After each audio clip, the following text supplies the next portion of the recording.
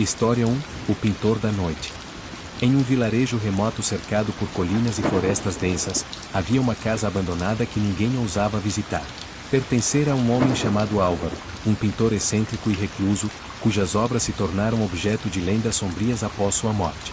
Álvaro era conhecido por pintar apenas à noite, criando telas impressionantes, mas profundamente perturbadoras. Diziam que suas pinturas capturavam os pesadelos e os medos mais obscuros das pessoas, como se ele tivesse o poder de enxergar as sombras de suas almas. As obras mais enigmáticas de Álvaro nunca foram vendidas ou expostas. Depois de sua morte, a casa foi deixada intacta, como um mausoléu para seu talento sombrio. Os aldeões evitavam passar por perto, pois acreditavam que as telas ainda guardavam algo da essência do pintor, algo que não deveria ser despertado. Havia rumores de que, à noite, as figuras nos quadros se moviam sutilmente, trocando olhares, como se estivessem conscientes de quem as observava. Henrique, um jovem artista em busca de inspiração, ouviu as histórias sobre a casa durante uma viagem pelo vilarejo. Fascinado e cético, ele decidiu explorar o local. Acreditava que os rumores não passavam de superstições e que, talvez, encontrasse alguma obra esquecida de grande valor. Naquela mesma noite, ele reuniu sua câmera e uma lanterna e partiu em direção à casa abandonada, ignorando os avisos dos moradores locais. A casa estava em um ponto elevado, no topo de uma colina coberta de árvores retorcidas, cujos galhos se enroscavam como braços deformados. O vento uivava através das frestas nas janelas e portas. Henrique se aproximou lentamente, sentindo uma leve inquietação, mas ainda motivado pela curiosidade. A porta da frente estava entreaberta, rangendo suavemente com o vento, como se o estivesse convidando a entrar. Ao cruzar o limiar da porta, sentiu um frio intenso, embora a noite estivesse quente lá fora.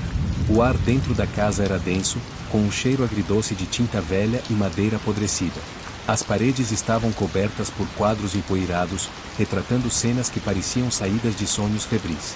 Criaturas sem rosto emergiam de florestas sombrias, homens e mulheres com olhos vazios olhavam diretamente para quem se aproximasse.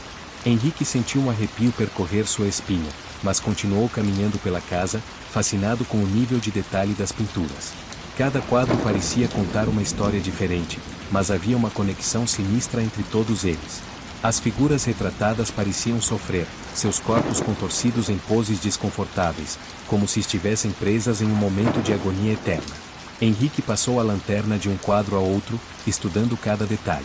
Notou que, em alguns, os olhos das figuras estavam levemente fora de foco, como se estivessem olhando para algo que ele não conseguia ver. Outros quadros mostravam paisagens irreais, onde o céu era de um vermelho escuro e o chão parecia pulsar como carne viva. À medida que avançava pela casa, o silêncio se tornava opressor. A madeira do piso estalava sob seus pés, e cada som parecia amplificado pela escuridão ao redor. Henrique chegou a um cômodo que parecia ser o estúdio do pintor. As paredes eram cobertas de esboços e estudos inacabados, e no centro da sala havia uma tela coberta por um pano. Ao lado, pincéis sujos de tinta seca e paletas desbotadas permaneciam intocados, como se Álvaro tivesse abandonado seu trabalho de forma abrupta. Henrique se aproximou da tela coberta, com um movimento lento, puxou o pano que a protegia. O que viu o deixou sem palavras. A pintura mostrava um autorretrato de Álvaro, mas o olhar do pintor na tela era tão intenso que parecia atravessar a alma de quem o encarasse. A expressão era de uma serenidade perturbadora, como se ele soubesse um segredo que ninguém mais conhecia. No fundo do quadro, figuras indistintas se moviam em sombras nebulosas, seus contornos mal definidos, mas inquietantemente familiares. De repente, Henrique sentiu uma presença atrás dele, como se alguém estivesse o observando. Virou-se rapidamente, mas não havia ninguém ali. O ar ao seu redor ficou mais pesado, e ele percebeu que algo havia mudado. As figuras nos quadros ao longo das paredes pareciam ter mudado de posição. Os olhares, que antes estavam voltados para o vazio, agora estavam fixos nele, como se ele tivesse invadido um espaço que não lhe pertencia. A lanterna em suas mãos começou a piscar, e Henrique ouviu um som baixo, como o farfalhar de roupas atrás dele. Quando se virou novamente para o autorretrato de Álvaro, percebeu que o rosto do pintor havia mudado. O olhar sereno havia sido substituído por um sorriso sutil, quase imperceptível, mas cheio de malícia. Henrique sentiu o coração disparar no peito e tentou sair do estúdio, mas a porta estava trancada. O som de pinceladas começou a ecoar na sala, embora ele estivesse sozinho. Olhou para a tela e viu que algo estava sendo pintado diante de seus olhos. Lentamente, uma figura começou a emergir na tela, uma imagem dele mesmo, preso na mesma expressão de pavor que ele sentia naquele momento.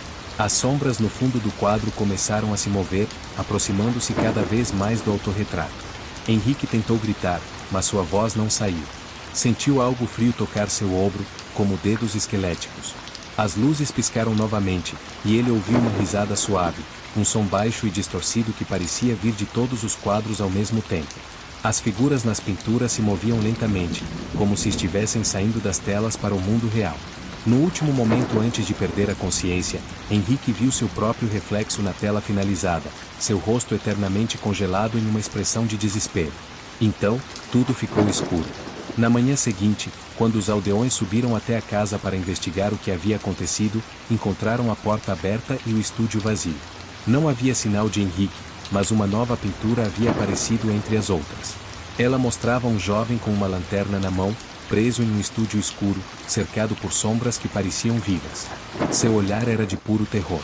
Desde então, dizem que, à noite, se alguém passar perto da casa abandonada, pode ouvir o som de pinceladas vindas de dentro, como se o pintor da noite ainda estivesse criando novas obras, eternamente à espera de sua próxima vítima.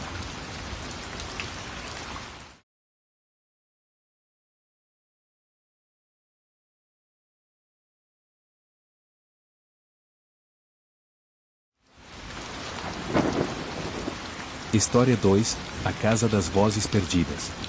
Em uma cidade pequena e esquecida pelo tempo, havia uma casa velha conhecida como a Casa das Vozes Perdidas.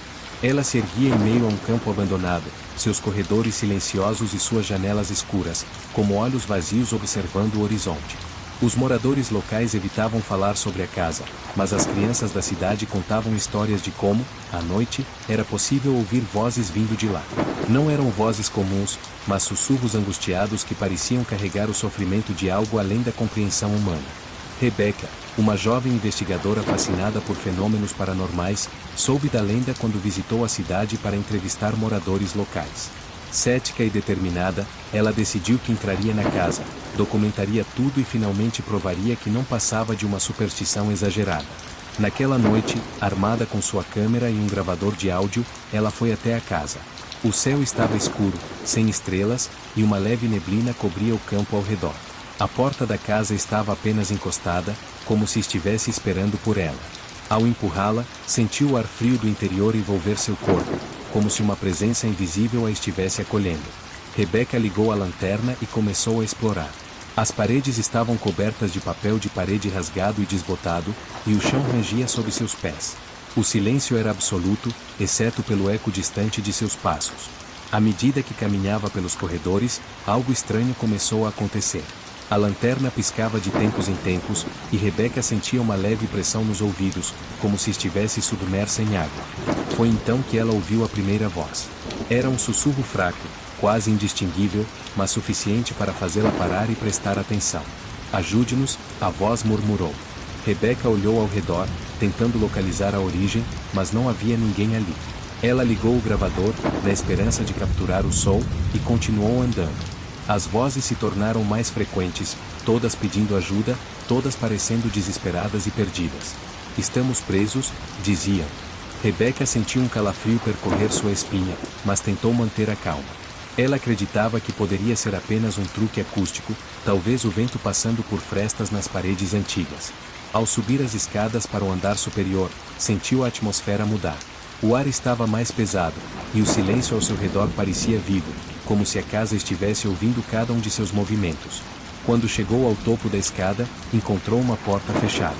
Ao girar a maçaneta, ouviu um estalo seco, como se algo tivesse sido liberado. A porta se abriu lentamente, revelando um quarto escuro, iluminado apenas pela luz fraca da lanterna. No centro do quarto, havia uma cadeira velha, e sobre ela, um gravador antigo. Rebecca se aproximou, sentindo uma inquietação crescente. Ligou o gravador, e dele saiu um som perturbador. Era uma gravação de várias vozes sobrepostas, todas implorando para serem libertadas. "Por favor, ajude-nos. Estamos presos aqui." Rebecca recuou, seu coração disparando. De repente, a porta atrás dela se fechou com um estrondo. As luzes da lanterna começaram a piscar furiosamente, e as vozes no gravador se intensificaram, como se estivessem saindo das paredes. O som era ensurdecedor, uma mistura de gritos e sussurros, todos clamando por socorro. Rebeca tentou abrir a porta, mas ela não se movia. A casa parecia tê-la aprisionado. Foi então que ela notou algo assustador. No reflexo do espelho empoeirado que havia na parede, não estava sozinha. Havia figuras humanas atrás dela, seus rostos contorcidos em expressões de agonia. Quando ela se virou, o quarto estava vazio, mas as vozes ainda ecoavam em sua mente, agora mais claras do que nunca. Desesperada, Rebeca bateu na porta, tentando abri-la, mas sentiu algo frio e invisível tocar seu ombro. As vozes sussurraram em seu ouvido, e ela percebeu que a casa queria que ela ficasse, que ela se tornasse mais uma das vozes perdidas. No último momento, antes de ser consumida pelo desespero, a porta se abriu sozinha. Rebeca saiu correndo pela escada, o som das vozes ainda ecoando atrás dela. Ela escapou da casa e correu pelo campo até a cidade, onde foi encontrada horas depois, em estado de choque. Desde aquele dia, Rebeca nunca mais falou sobre o que aconteceu naquela noite. A casa das vozes perdidas continua lá, silenciosa durante o dia, mas ativa durante a noite. Dizem que, se você se aproximar dela, pode ouvir os sussurros daqueles que nunca mais saíram, clamando por libertação.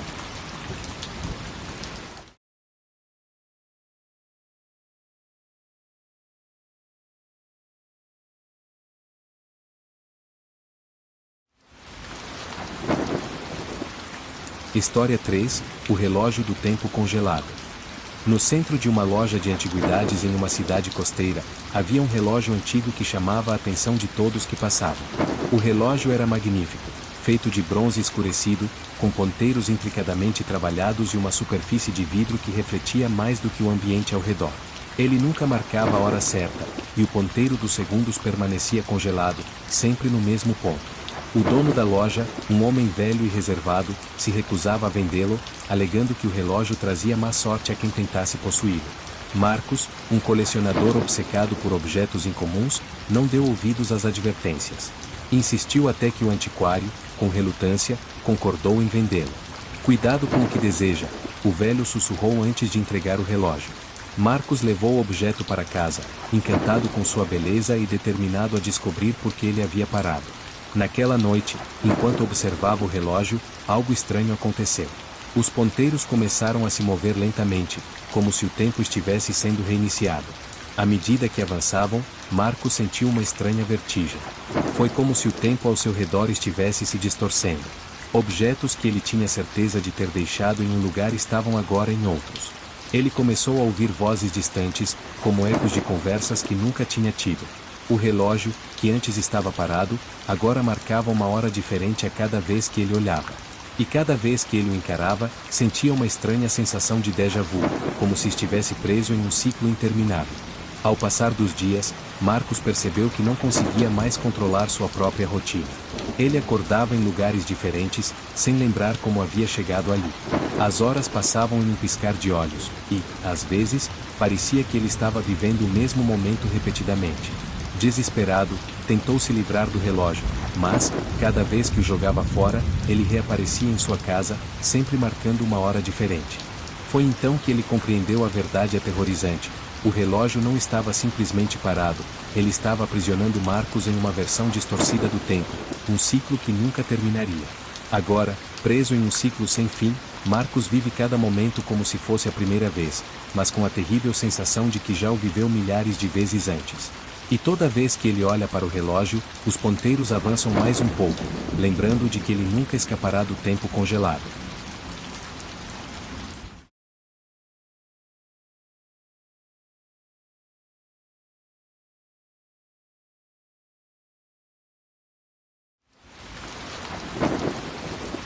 História 4: O espelho da realidade oculta. No sótão de uma mansão centenária, que há anos estava desabitada, havia um espelho empoeirado, guardado entre móveis velhos e caixas esquecidas. O espelho possuía uma moldura ornamentada de prata, repleta de figuras que pareciam se mover sutilmente, dependendo do ângulo de quem o observava.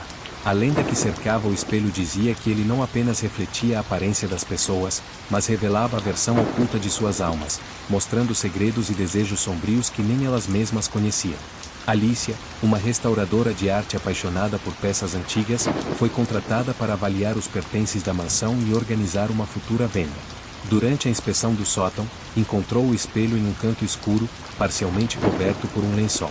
Ao remover o pano, ficou encantada com a beleza sinistra do objeto.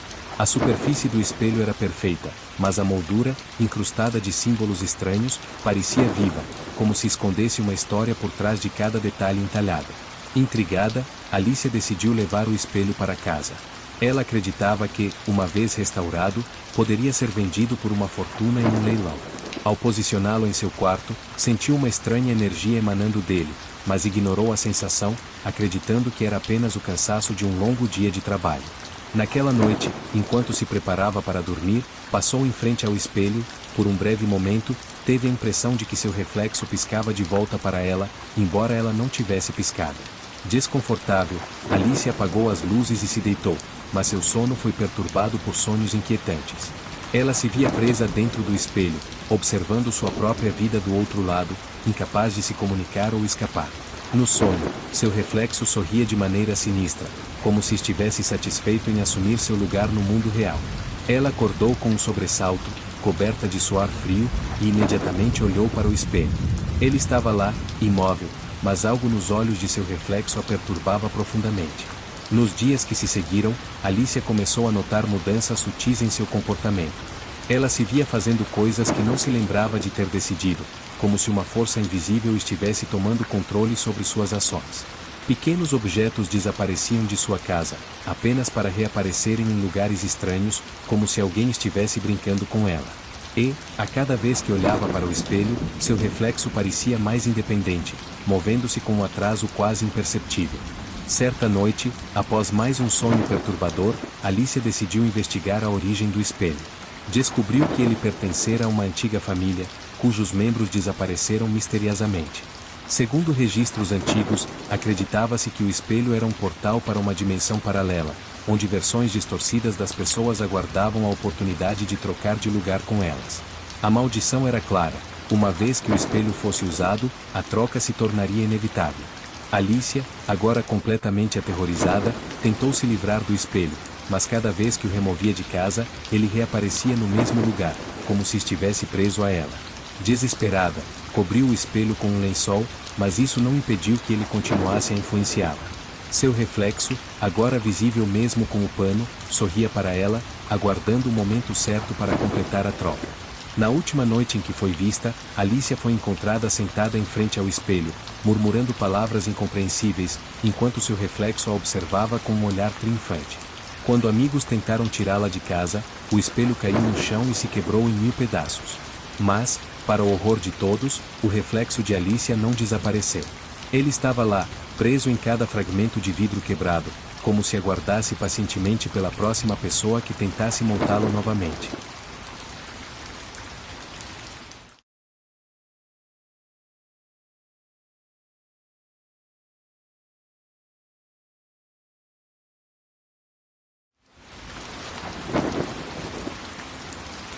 História 5.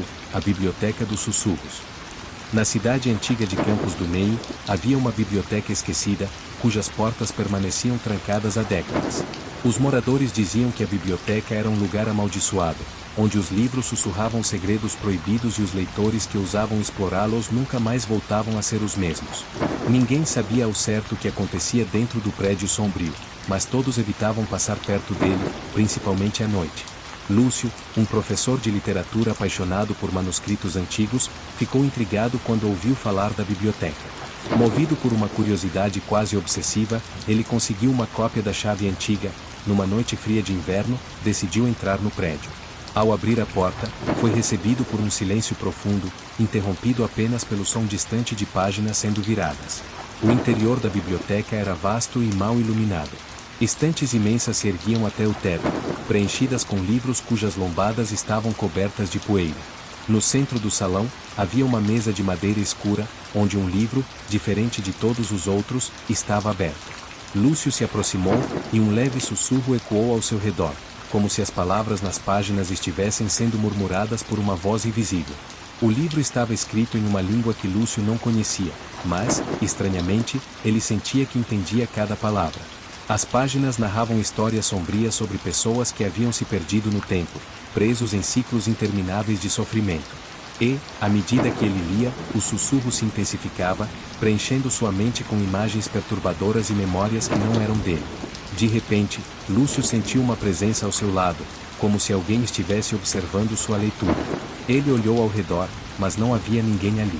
O ar ficou mais pesado, e ele percebeu que as sombras ao redor das estantes estavam se movendo, assumindo formas humanas que se esgueiravam entre os livros.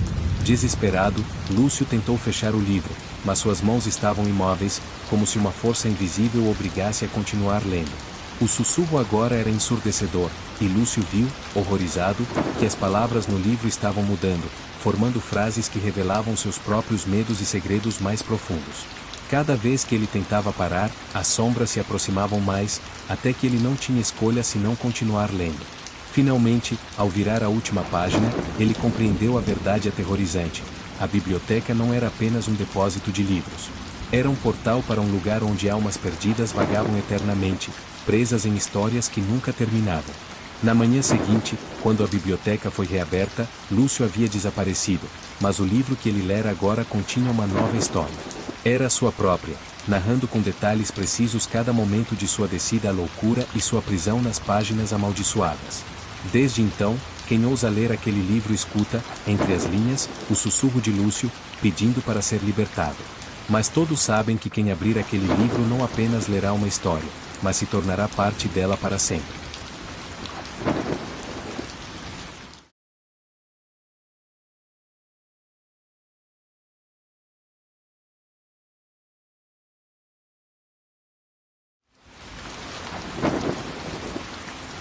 História 6, O Quarto das Sombras. No subsolo de um antigo hotel abandonado, havia um quarto que ninguém ousava visitar. Era conhecido como o Quarto das Sombras, um lugar onde a luz nunca parecia penetrar completamente, independentemente da hora do dia ou da intensidade das lâmpadas. Os poucos que se atreveram a entrar relataram sentir um frio profundo e uma sensação de serem observados por algo invisível. Aqueles que passaram tempo demais lá dentro começaram a ter alucinações e desapareceram sem deixar rastros. Miguel, um explorador urbano conhecido por documentar locais assombrados, soube do quarto através de rumores. Determinado a capturar imagens inéditas, ele entrou no hotel em uma noite chuvosa, pronto para enfrentar qualquer coisa que encontrasse. A entrada do prédio estava em ruínas, e o ar cheirava a mofo e abandono. O vento uivava pelas janelas quebradas, mas Miguel não se deixou intimidar. Ele acendeu sua lanterna e desceu as escadas em direção ao subsolo, onde o lendário quarto aguardava. Ao chegar diante da porta do Quarto das Sombras, ele notou que a madeira estava velha, mas estranhamente intacta, como se o tempo não tivesse conseguido corroê-la. A maçaneta de metal frio girou com facilidade, e a porta se abriu lentamente, revelando uma escuridão tão profunda que nem mesmo a luz de sua lanterna parecia atravessá-la completamente. Miguel entrou, e a porta se fechou sozinha atrás dele. A escuridão era opressora, e a luz da lanterna parecia fraca e instável, como se a própria escuridão estivesse devorando a claridade. Ao iluminar as paredes, ele viu que estavam cobertas de marcas de mãos, impressões que pareciam arranhões desesperados. Uma sensação de desconforto tomou conta dele, mas ele continuou, tirando fotos e gravando vídeos. De repente, a luz piscou, e ele ouviu um som suave, quase imperceptível, como se algo estivesse se movendo pelas sombras ao seu redor. Ele girou rapidamente, tentando encontrar a fonte do som, mas tudo o que viu foi escuridão. O ar ficou mais frio, e Miguel sentiu algo passar por ele, como um vento gélido. A lanterna piscou novamente, e foi então que ele percebeu algo terrível. Havia figuras sombrias se movendo nas paredes. Elas não tinham forma definida, apenas contornos vagos de corpos humanos, mas seus movimentos eram assustadoramente conscientes, como se estivessem observando cada passo que ele dava. Miguel tentou ignorar a sensação de pavor crescente e continuou gravando, mas as sombras agora se aproximavam, lentamente, cercando. Sua respiração ficou rápida, e ele percebeu que estava preso. A porta que havia se fechado não tinha maçaneta do lado de dentro. Ele tentou empurrá-la, mas ela não se moveu. As sombras estavam cada vez mais próximas, e ele ouviu um sussurro vindo delas. "Você não deveria estar aqui", diziam as vozes, ecoando em sua mente como um pesadelo recorrente. A lanterna falhou de vez, e Miguel foi envolvido pela escuridão total. Ele sentiu mãos invisíveis tocarem seus ombros, puxando-o para o chão. Tentou lutar, mas era como se suas forças estivessem sendo drenadas. As sombras se misturavam ao seu redor, e o sussurro se transformou em risos baixos, distorcidos e ameaçadores. A última coisa que Miguel viu antes de ser engolido pelas sombras foi uma figura grotesca emergindo da parede, seu rosto distorcido por uma expressão de ódio e desespero. Ele gritou, mas seu grito foi abafado pela escuridão. E então, tudo ficou em silêncio.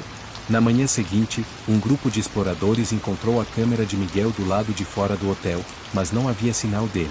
Ao revisar as filmagens, viram apenas escuridão, mas nos últimos segundos do vídeo, uma sombra passou rapidamente diante da câmera, e uma voz sussurrante podia ser ouvida: mais um para as sombras.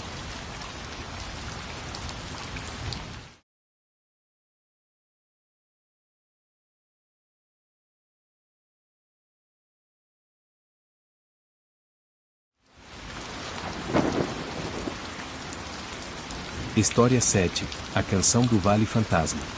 Em uma região montanhosa isolada, havia um vale que nunca aparecia em mapas e cujas trilhas pareciam mudar conforme o humor da natureza. O lugar era conhecido como Vale Fantasma, onde antigos viajantes juravam ter ouvido uma canção melancólica sendo tocada por instrumentos que não pertenciam ao mundo humano. Diziam que a canção atraía aqueles que a ouviam, levando-os para um destino sombrio e desconhecido, do qual nunca retornavam. Carolina, uma musicista fascinada por lendas, ouviu a história enquanto visitava um vilarejo próximo.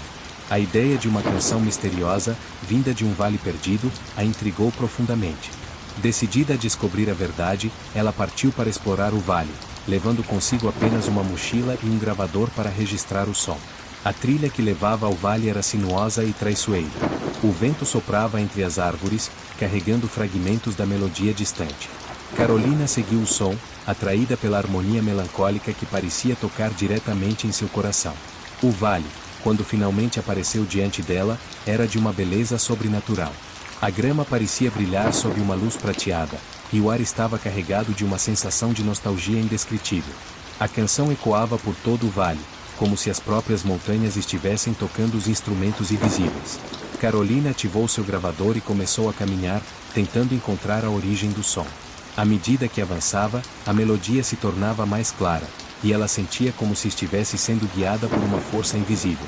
De repente, ela encontrou uma pequena clareira. No centro, havia um círculo de pedras antigas, e dentro dele, um violino repousava sobre uma rocha. O instrumento parecia novo, como se alguém o tivesse deixado ali recentemente. A melodia continuava a tocar, embora não houvesse ninguém por perto. Carolina, fascinada, pegou o violino e começou a tocar junto com a canção. No momento em que a primeira nota saiu do instrumento, algo mudou. O ar ficou mais denso, e uma névoa espessa começou a envolver o vale. A melodia que antes era bela agora soava como um lamento desesperado.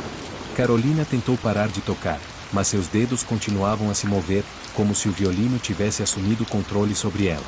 Figuras começaram a emergir da névoa, formas humanas com rostos vazios, todas tocando instrumentos invisíveis. Carolina percebeu que eles eram os viajantes perdidos, almas condenadas a tocar a canção eternamente, presos no ciclo sombrio do vale. A melodia se intensificou, e Carolina sentiu sua consciência se dissolver na música, tornando-se parte dela. Dias depois, um grupo de exploradores encontrou a mochila e o gravador de Carolina na entrada do vale, mas não havia sinal dela. Ao ouvir a gravação, tudo que puderam escutar foi uma melodia melancólica, e, ao fundo, a voz suave de Carolina, sussurrando: "Eu encontrei a canção, e agora sou parte dela."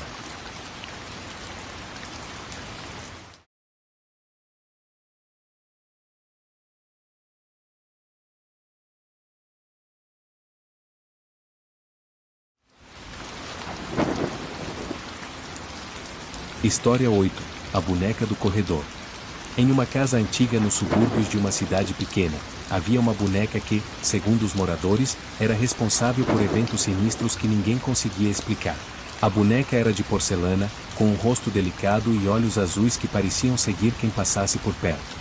Ela estava sempre posicionada em um longo corredor da casa, sentada em uma cadeira de balanço que, misteriosamente, nunca mudava de lugar, mesmo quando a família tentava removê-la. A boneca tinha pertencido à filha do antigo proprietário, uma menina chamada Clara, que desapareceu sob circunstâncias misteriosas.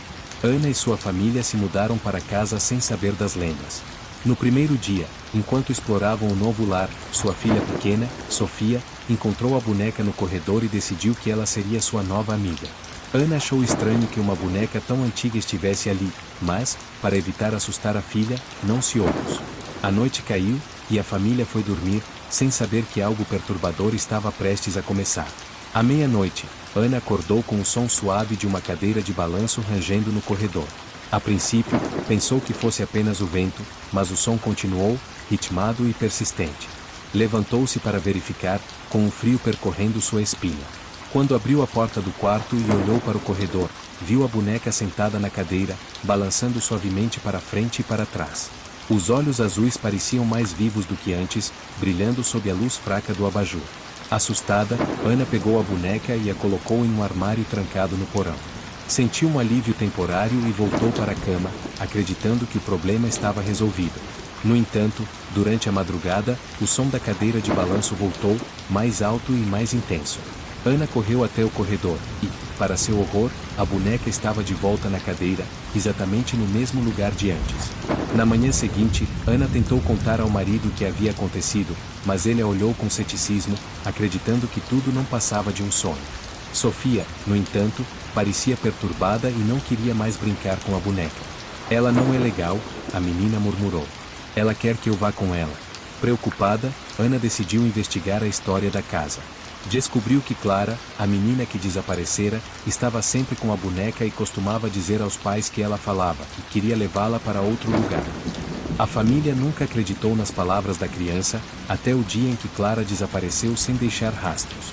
Desde então, a boneca permanecia na casa, como se estivesse esperando por sua próxima vítima. Ana tentou se livrar da boneca, mas cada vez que a jogava fora ou a deixava longe, ela reaparecia na cadeira de balanço, sempre no mesmo ponto do corredor.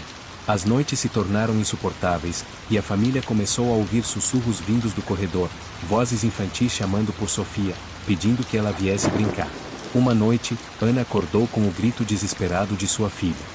Correu até o quarto de Sofia e encontrou a menina sentada na cama, pálida e chorando. Ela disse que quer me levar para brincar para sempre. Sofia soluçou. Ela disse que nunca vou voltar. Desesperada, Ana pegou a boneca e, desta vez, a levou para uma clareira na floresta próxima, onde a enterrou sob uma árvore antiga. Durante o processo, sentiu como se estivesse sendo observada por algo invisível, e a terra parecia mais fria a cada pá de areia que jogava. Voltou para casa na esperança de que o pesadelo tivesse acabado. Nos dias seguintes, a casa ficou em silêncio. A cadeira de balanço permaneceu imóvel, e os sussurros cessaram. No entanto, Ana não conseguia se livrar da sensação de que algo ainda estava errado.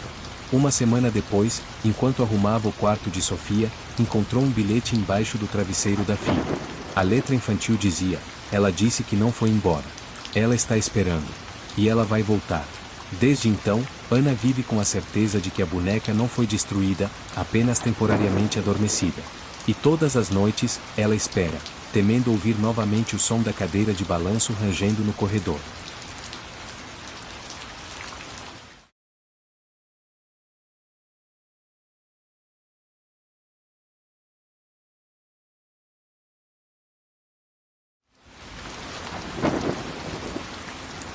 História 9: O Farol das Almas Perdidas. Em uma costa isolada e frequentemente coberta por névoa, havia um farol que permanecia ativo mesmo após décadas de abandono.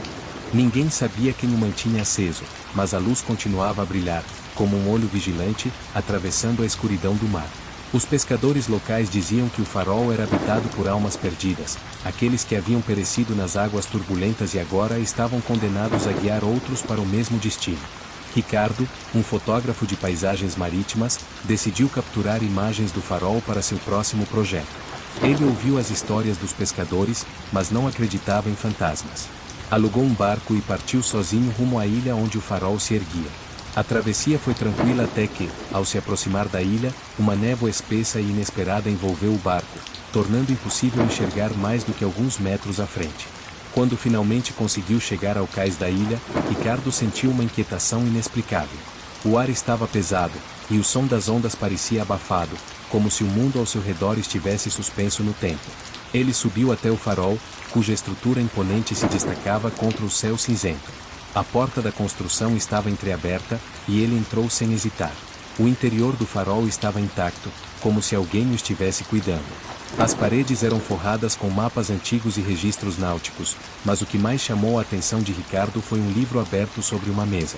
As páginas do diário estavam cobertas de anotações perturbadoras, descrevendo naufrágios e mortes, como se quem o tivesse escrito soubesse o destino de cada embarcação que passava por ali. De repente, Ricardo ouviu passos ecoando na escada em espiral do farol. Ele chamou, mas ninguém respondeu. Subiu até o topo, onde a luz girava lentamente, iluminando a névoa lá fora.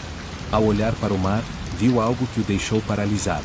No meio da neblina, figuras humanas emergiam das águas, suas roupas em farrapos e seus rostos marcados pela angústia. Eles caminhavam lentamente pela praia em direção ao farol, como se estivessem sendo atraídos por ele. Ricardo tentou sair, mas a porta de metal se fechou com força, trancando-o dentro da torre. As figuras do lado de fora se aproximaram cada vez mais, e ele percebeu que não eram apenas náufragos, eram as almas daqueles que haviam perecido nas águas traiçoeiras, presos em um ciclo eterno de tormento. Enquanto as figuras subiam a escada em espiral, o farol girava mais rápido, e Ricardo ouviu, vindo do mar, o som distante de gritos e lamentos. Na manhã seguinte, um pescador encontrou o barco de Ricardo à deriva, mas o fotógrafo nunca foi encontrado.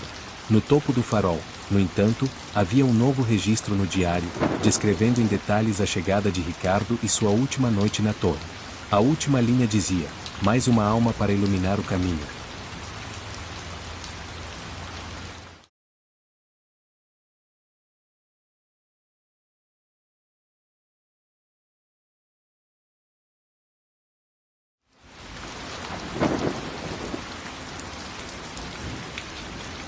O hospedeiro invisível. Havia uma pousada antiga na beira de uma estrada esquecida, um lugar onde viajantes exaustos podiam passar a noite, mas quase nunca voltavam para contar suas experiências. Os poucos que retornavam falavam de algo perturbador, uma presença invisível que os observava enquanto dormiam, como se a própria pousada tivesse um espírito que não deixava ninguém em paz. Renata, uma jornalista investigativa fascinada por mistérios, decidiu se hospedar na pousada após ouvir os rumores. Ela queria descobrir o que fazia as pessoas evitarem aquele lugar, talvez, escrever uma matéria intrigante para seu jornal. Chegou ao entardecer, quando a luz do sol desaparecia rapidamente, deixando a estrada envolta em sombras. O proprietário da pousada era um homem velho e silencioso. Ele entregou a chave do quarto a Renata e a advertiu com um sorriso sombrio: alguns hóspedes são difíceis de enxergar, mas sempre estão por perto. Sem entender a advertência, ela subiu para o quarto. Uma pequena suíte com móveis de madeira antigos, uma cama grande e um espelho desgastado. O ar estava frio, mesmo com as janelas fechadas, e o silêncio era profundo, como se algo sugasse qualquer som que tentasse escapar. Renata se preparou para dormir, mas a inquietação crescia dentro dela. A cada vez que se virava na cama, tinha a nítida sensação de que não estava sozinha. Quando olhou para o espelho no quarto, por um momento breve, jurou ver algo se mover atrás dela. Virou-se rapidamente, mas não havia nada ali. Convencida de que era apenas sua mente pregando peças, apagou as luzes e tentou descansar. À meia-noite, Renata acordou com o som de passos leves no quarto. Ela ficou imóvel, seu coração batendo forte. Os passos eram lentos, quase cuidadosos, como se alguém andasse pelo quarto sem querer ser ouvido. Acendeu o abajur, mas o quarto parecia vazio. No entanto, o ar estava mais pesado e o espelho refletia algo estranho. As sombras na superfície pareciam mais densas, como se algo estivesse se movendo dentro dele. Renata tentou ignorar a sensação de pavor, mas, quando voltou a deitar, sentiu o colchão afundar ao seu lado, como se alguém tivesse sentado na cama. O ar ao redor dela ficou mais frio, e uma leve pressão começou a se formar em seu peito, dificultando sua respiração. Era como se algo invisível estivesse tentando se aproximar dela, invadindo seu espaço pessoal. Ela saltou da cama, pegou sua câmera e começou a tirar fotos, tentando registrar o que estava acontecendo. Cada vez que olhava para o visor, as fotos mostravam formas nebulosas, manchas escuras que não deveriam estar ali. Sentiu que a presença invisível estava ficando mais forte, quase tangível, e o som de respiração suave ecoava pelo quarto. Desesperada, Renata tentou abrir a porta para sair, mas ela estava trancada. O espelho começou a tremer na parede, e sombras começaram a se formar em sua superfície, ganhando forma humana. Quando Renata se aproximou, viu seu próprio reflexo, mas ele não a seguia. Em vez disso, a versão dela no espelho sorria de maneira sinistra, como se soubesse de algo que ela não sabia. O ar no quarto ficou insuportavelmente frio, e Renata sentiu mãos invisíveis tocando seus ombros, como se a presença estivesse tentando puxá-la para dentro do espelho. O reflexo agora se movia por conta própria, estendendo a mão para ela. No momento em que Renata tentou gritar, as luzes piscavam freneticamente, e a imagem dela no espelho desapareceu, substituída por uma figura escura e amorfa, que sussurrava palavras incompreensíveis.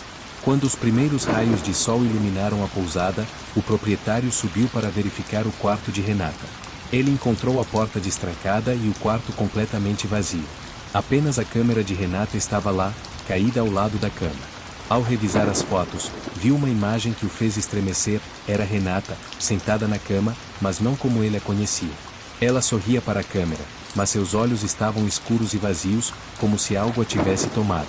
Desde então, os viajantes que passam pela pousada dizem que, às vezes, podem ouvir passos e risos baixos vindo do quarto de Renata, mesmo que ele esteja vazio. E, para aqueles que ousam se hospedar lá, o reflexo no espelho sempre parece mais vivo do que deveria, como se algo ou alguém estivesse esperando pacientemente pela próxima vítima. Se você chegou até aqui, não esqueça de deixar aquele like maroto para fortalecer o canal, se inscrever e ativar o sininho para ficar por dentro de todas as novidades. Até a próxima história.